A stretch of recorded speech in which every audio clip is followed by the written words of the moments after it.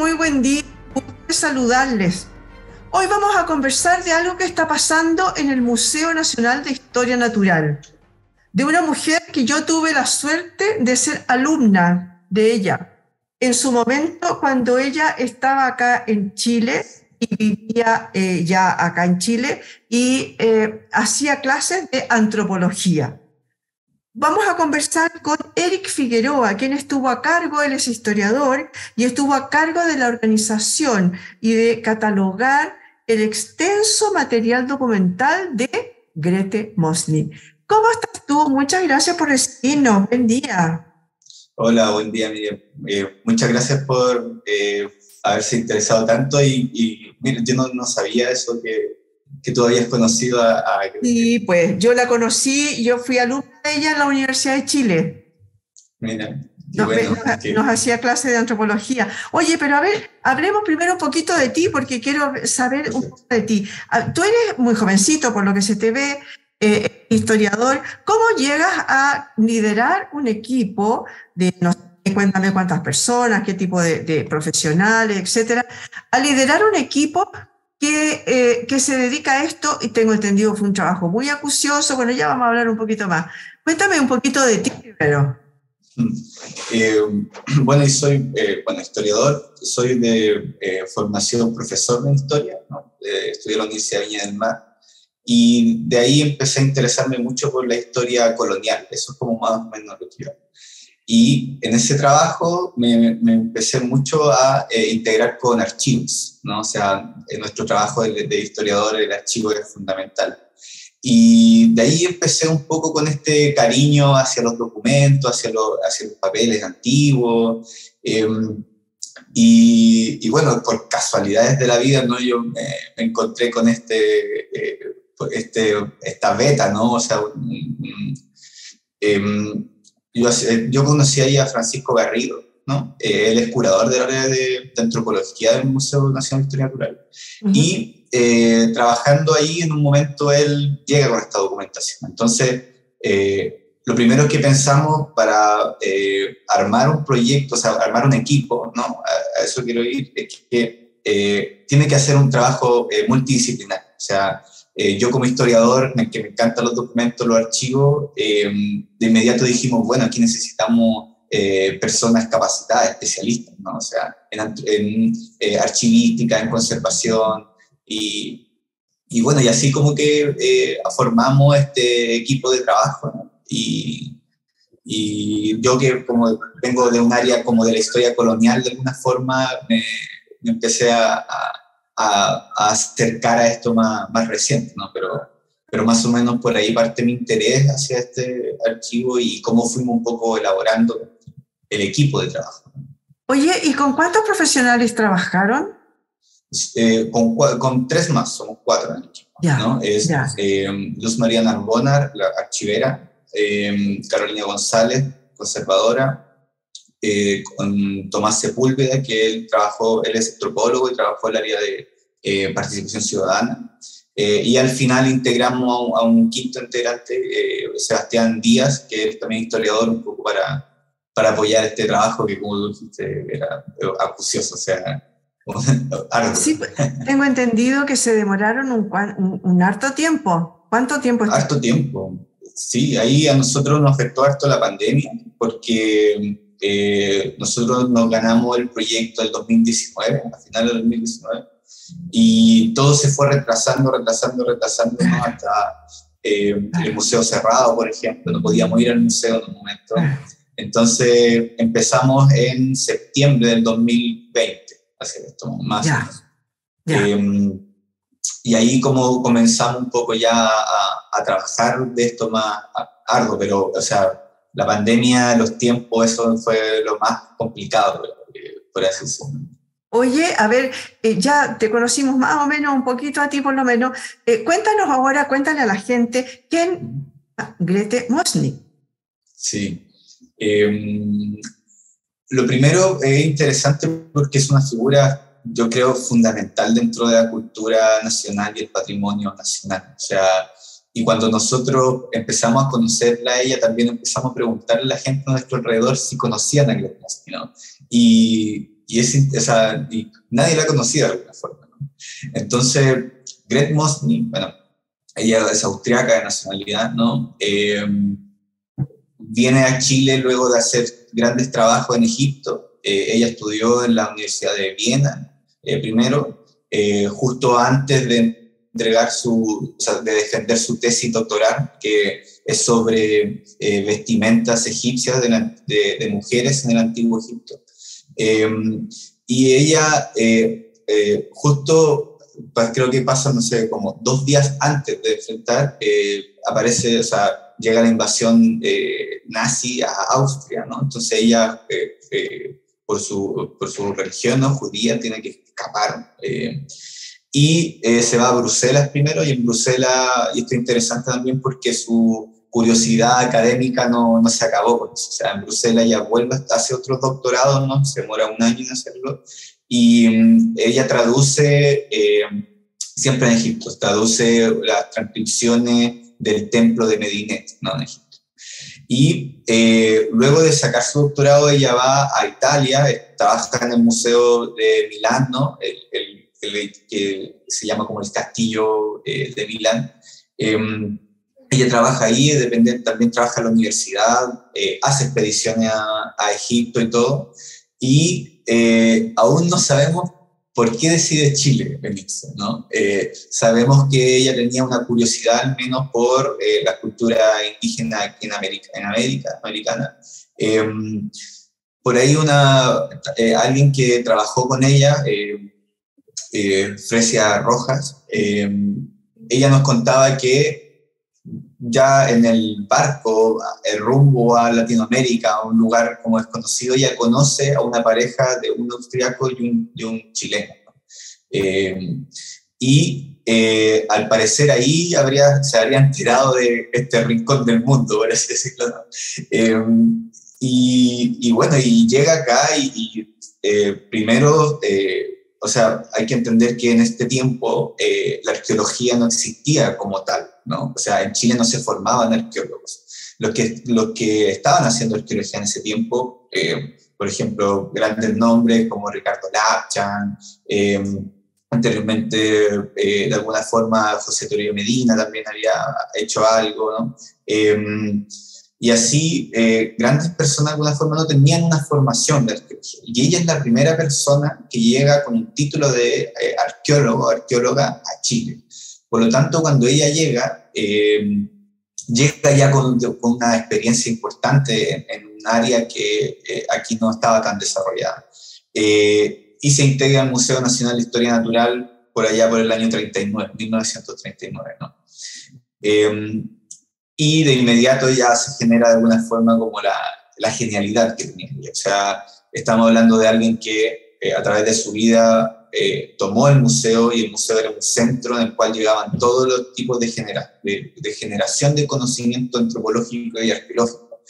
Ella se instaló en ese lugar y por así decirlo, lo aprovechó a concho. O sea, empezó a hacer excavaciones, empezó a ir al norte de Chile, hizo excavaciones al norte de Chile, luego hizo registro etnográfico, el más conocido del Peine, después estuvo en Valparaíso, en Temuco, recogiendo también información acerca de enfermedades culturales como el empacho, como el morir de susto, ¿no? Empezó a preguntar a la gente cuáles eran esas enfermedades como populares y cuál era el remedio, ¿no? Y todo eso en nuestro archivo está, ¿no?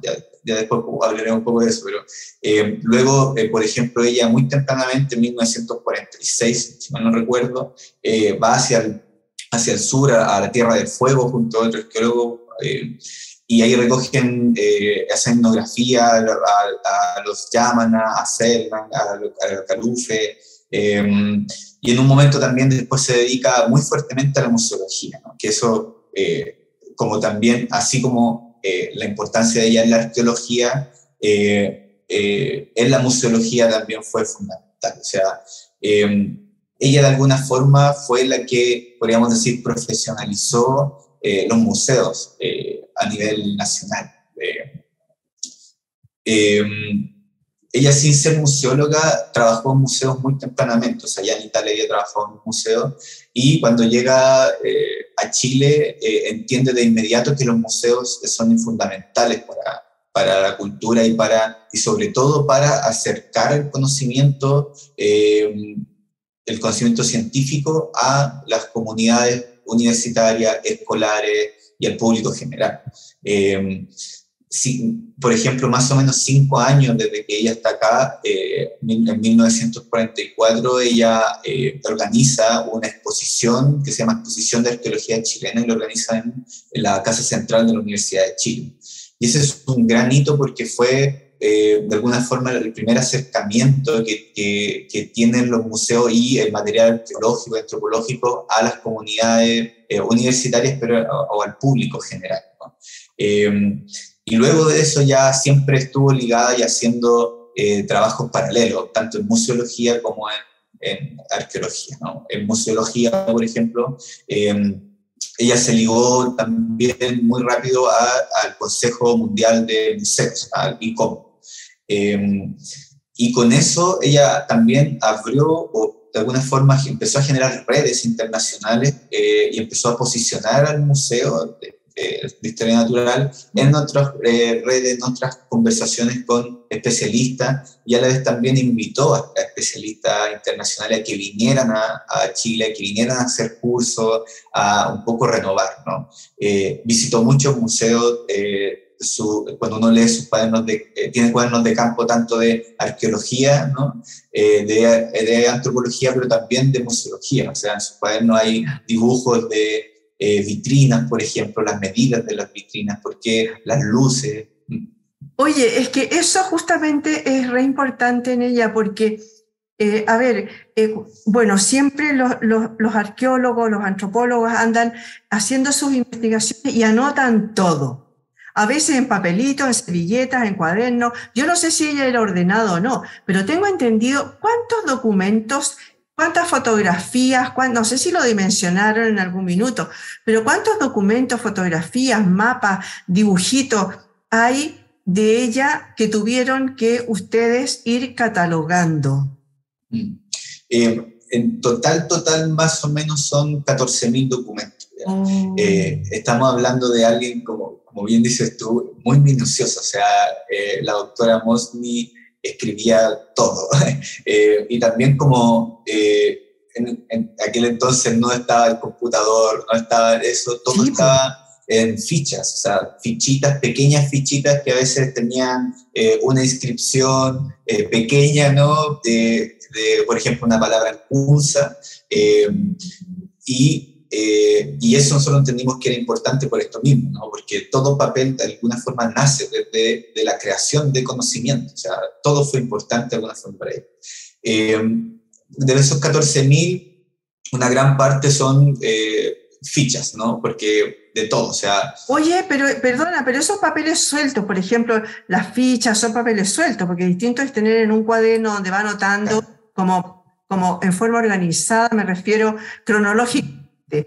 ¿Algunas de ellas tienen fecha, o simplemente ustedes tuvieron que decir, a ver, no, esto tiene que haber sido después que esto, porque acá se menciona, no sé, ¿cómo encaran ese tipo de trabajo? Sí, es un trabajo muy minucioso, y a veces hay frustraciones también de por medio, ¿no? O sea, hay tanto esas dos cosas, ¿no? Hay cuadernos, porque también tenemos que, y eso es algo que destacamos y agradecemos mucho a la doctora Gret, ¿no? Que era muy ordenada, ¿no? Entonces tenía una carpetita con todas las cosas sobre, por ejemplo, la Sociedad Chilena de Arqueología, otras sobre excavaciones en La Reina,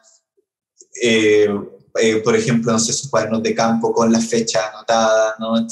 Pero otros también que no había nada, que era solo 2 líneas.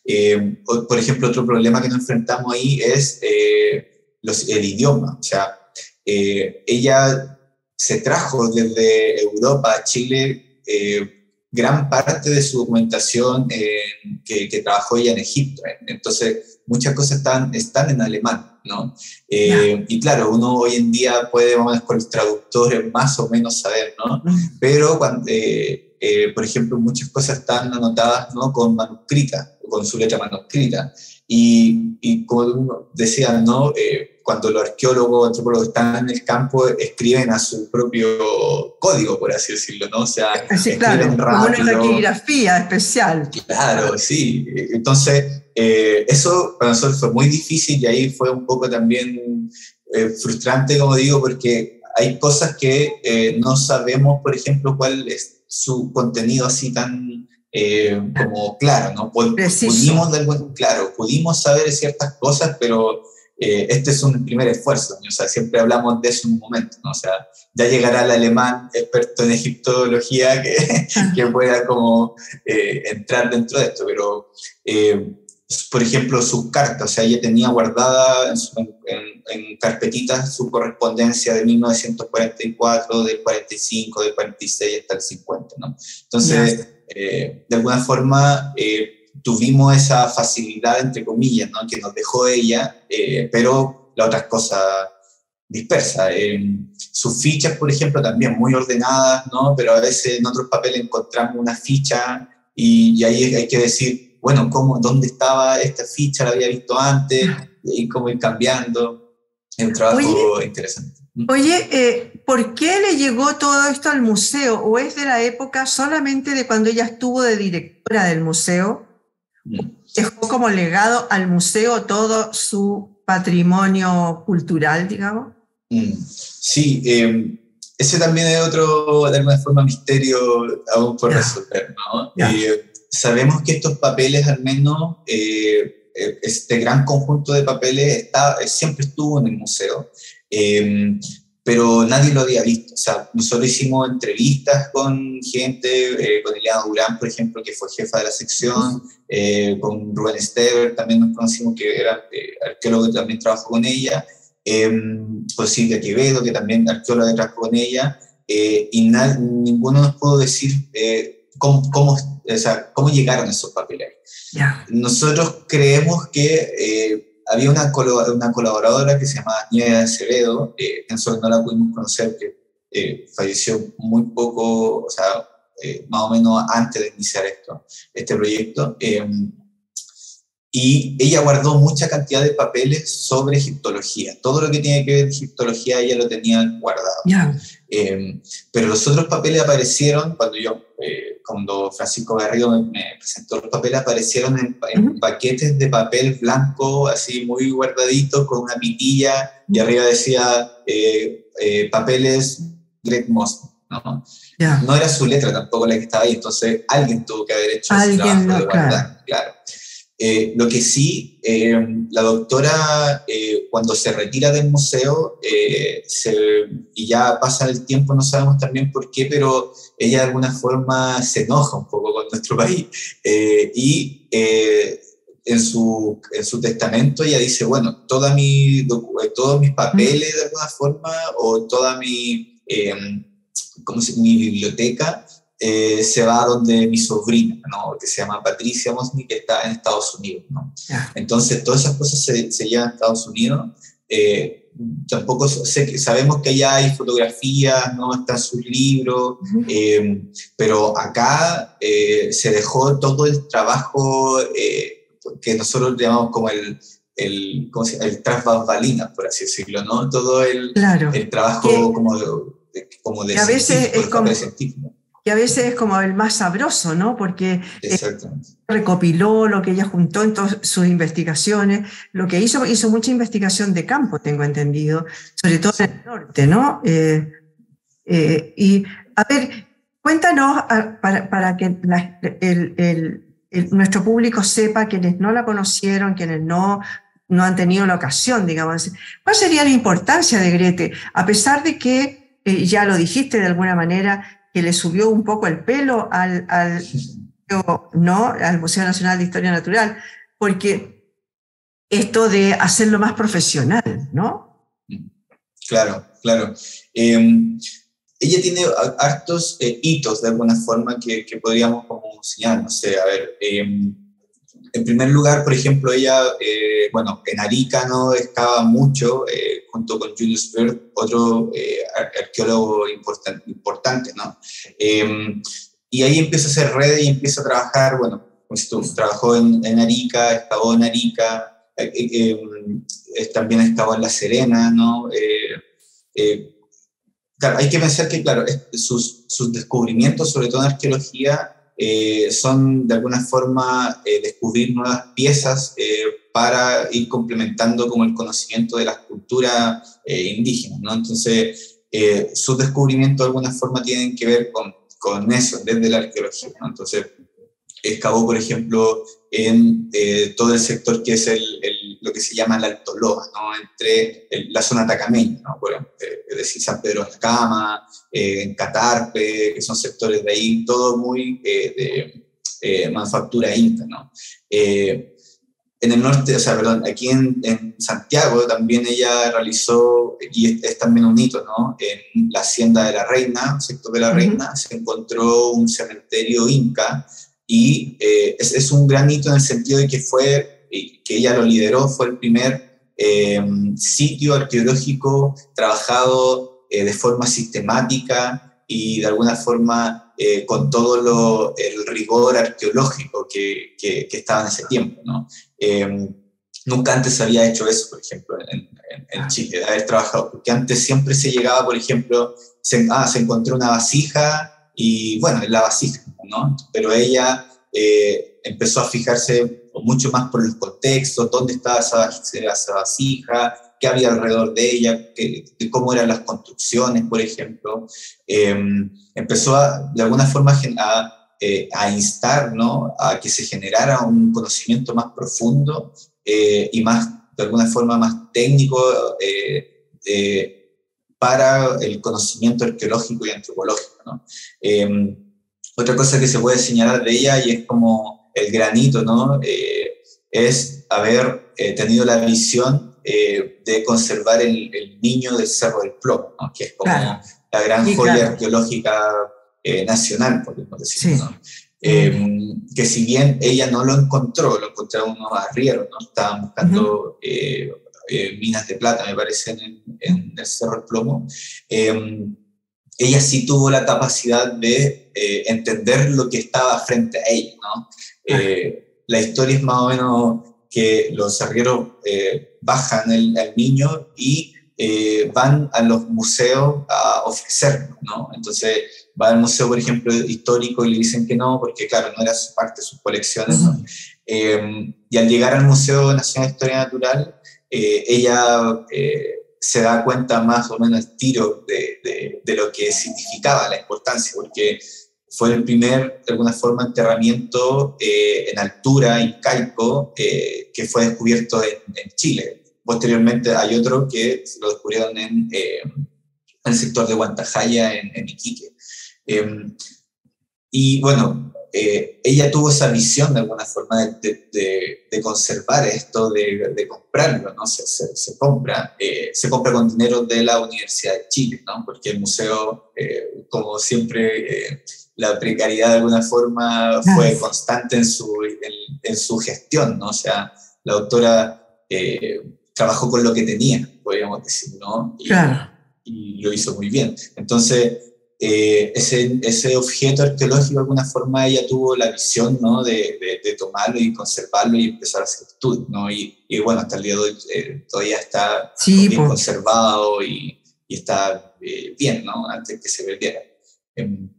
Y bueno, otra cosa dentro de la museología que podemos señalar, ¿no? Ella, por ejemplo, crea el Centro Nacional de Museología, esto lo crea en 1964, si mal no recuerdo, el Centro Nacional de Museología, que fue el primer centro para formar museólogos y museólogas en Chile, ¿no? Quienes se dedicaban a la museología o a los museos no tenían una formación profesional como tal. Entonces ella entiende de alguna forma que los museos necesitan personal capacitado, profesional, como tiene que ser, ¿no? O sea, ahora lo diríamos como que es normal, pero en un momento no lo fue. Sí, pues no, obviamente ella profesionalizó el tema, ¿no? Con respecto de la arqueología. Fue un hito muy importante el tema de la momia del niño del Cerro del Plomo. Y además, bueno, le puso categoría profesional a todo lo que hizo en realidad. Hoy, para ir terminando, porque se nos acaba el tiempo, cuéntame, de todo lo que ustedes encontraron y pudieron catalogar, tengo entendido que ahora está ya está la exposición, está expuesto a los seres humanos normales, digamos, para que vayan. ¿Cuántas cosas se dejaron y cuántas cosas que simplemente volvieron a las cajas? Sí, lo primero, ¿no?, es señalar que aún no está abierto al público el archivo como tal, ¿no? Ya, lo inauguraron nada más. Claro, o sea, hicimos como el acto de cierre del proyecto, ya, ¿no? O sea, ya para llenar el informe final y todo eso, ¿no? Que es la otra parte, la burocracia, ¿no? No está abierto directamente al público actualmente porque el Museo Nacional de Historia Natural está ejecutando un proyecto que digitaliza, ¿cierto?, una parte de perfecto, archivo, ¿no? Claro, para no perderlo, obvio. Claro, entonces así se conserva mejor y se puede exponer mejor, ¿no? O sea, el acceso puede ser más expedito. Entonces, por eso no está abierto así al público hasta el momento, ¿no? Esperamos que, o sea, se espera que el próximo año ya esté totalmente disponible para ir a ver, visitarlo, ¿no?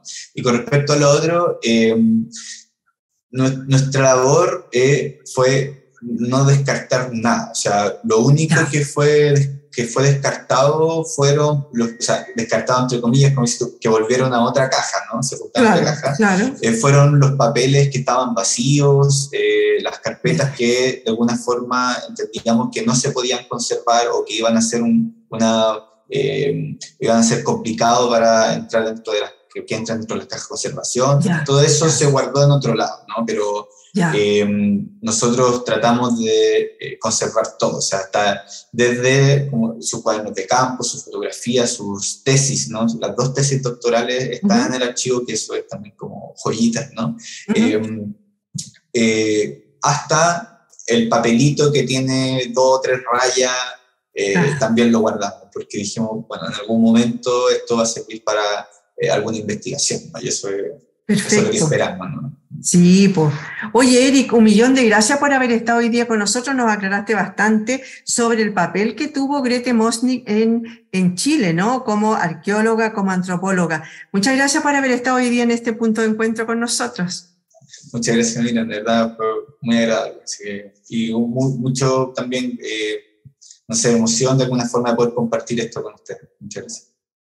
Bueno, le damos las gracias a Eric Figueroa Ortiz. Él es historiador y estuvo a cargo de organizar y catalogar el extenso material documental de Grete Mosnick, esa gran arqueóloga y antropóloga que vivió acá en Chile. Muchas gracias por haber estado hoy día con nosotros en este punto de encuentro.